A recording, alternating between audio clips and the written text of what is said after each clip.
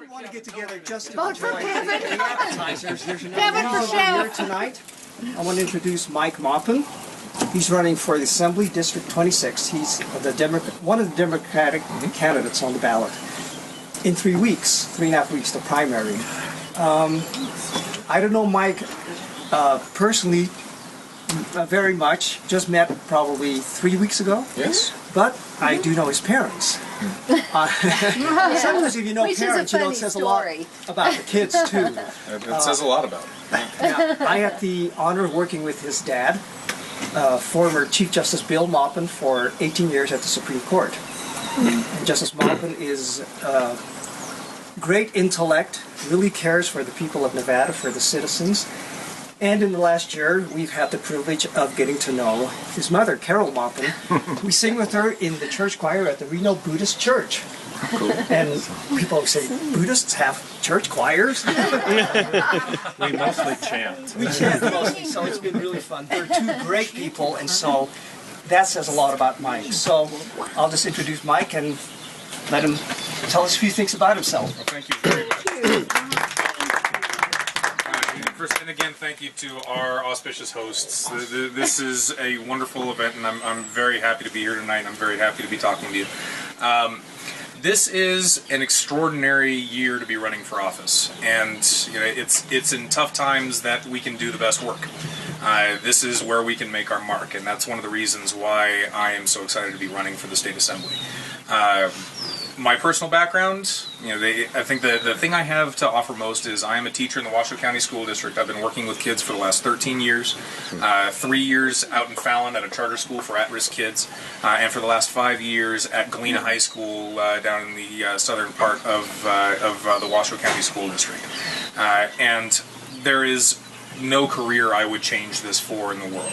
And I won't even be changing it for politics. On the time that I'm not going to be in Carson City, I'm going to be back inside the Galena High School Theater, back inside the Galena High School Plato Lab, and doing the best work I can to help the kids that are in my care and under my tutelage achieve the best that they possibly can. And it's a job that I plan to be doing many, many years in the future, regardless of how well I do in this upcoming election. The main reason that I'm running, and there are many, but the premier thing that I think I have to offer as an assembly person is my experience in education. Most people that have been paying attention at all realize that our state's education system is not going the direction that it needs to be. We are not providing the service that our kids need. We're not meeting their needs, pure and simple. And some of this is a result of just changes in times, but some of it is a result in some misguided attempts to introduce these weighty standardized testing requirements on the kids. And so we're teaching our kids to take tests. We're not teaching them the skills that they need. It's unfortunate. It really is. We have our college-bound kids who aren't being taught the proper college study skills. If you talk to any university professors about the freshmen that have been coming in the last few years, and they will go on and on about the lack of necessary skills to succeed in college that a lot of these kids are coming in with. I can certainly back you up on that. Yes. Sorry, go ahead. Oh, please. And for more than half of the kids that graduate high school, they don't plan to go on to college. And we are gearing so much of our education to hypothetically prepare kids for college that these kids aren't actually even going to be going for. What need are we actually fulfilling of our kids?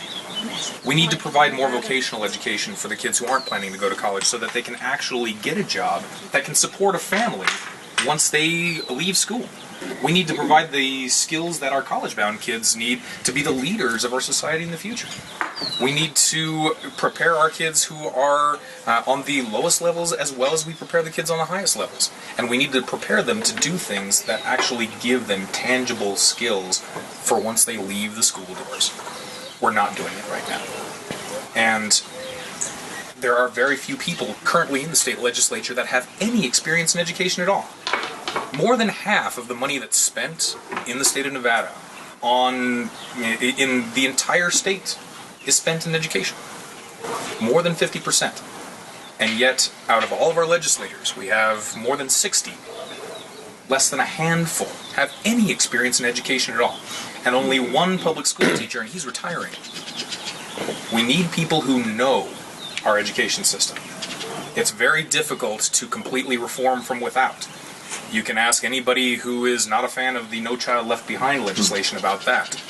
Sweeping legislation that was written completely without the aid of the educators, the people who were going to be putting it into effect in the first place. And you can see just how effective that's been. It was very well intentioned, but it was a wonderful case study in the law of unintended consequences.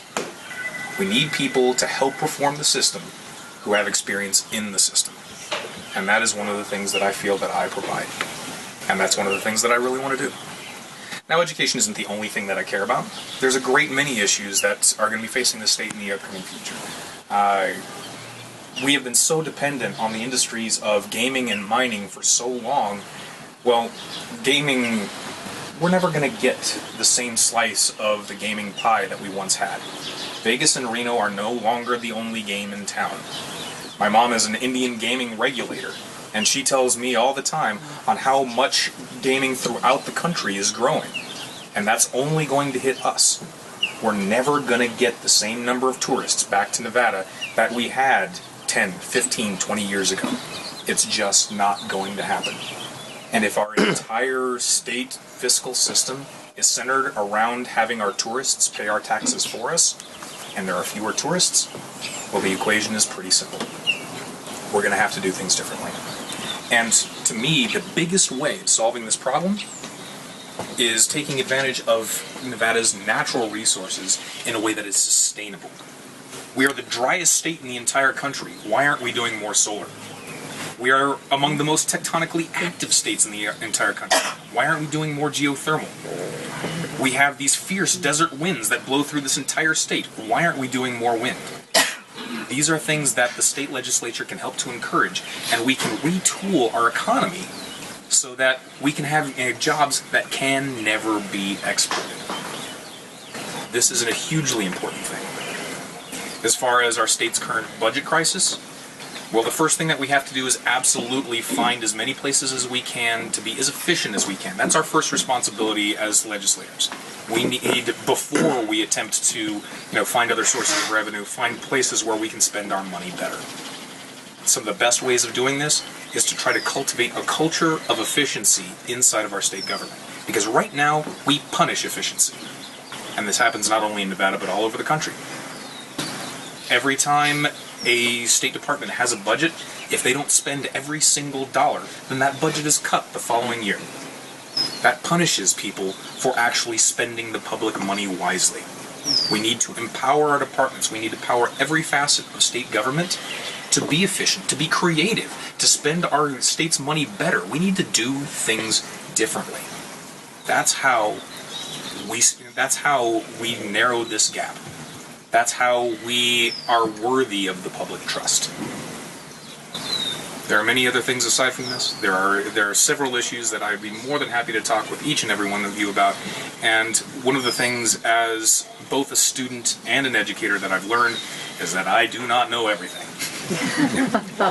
and the lesson that I learned from that is the input of every single one of you and every single potential constituent that I have is the best resource that I could possibly have. It is by listening that I will do my best work. And it's listening that I promise you that I will do if I am given the privilege of representing you in Carson City. Thank you very, very much.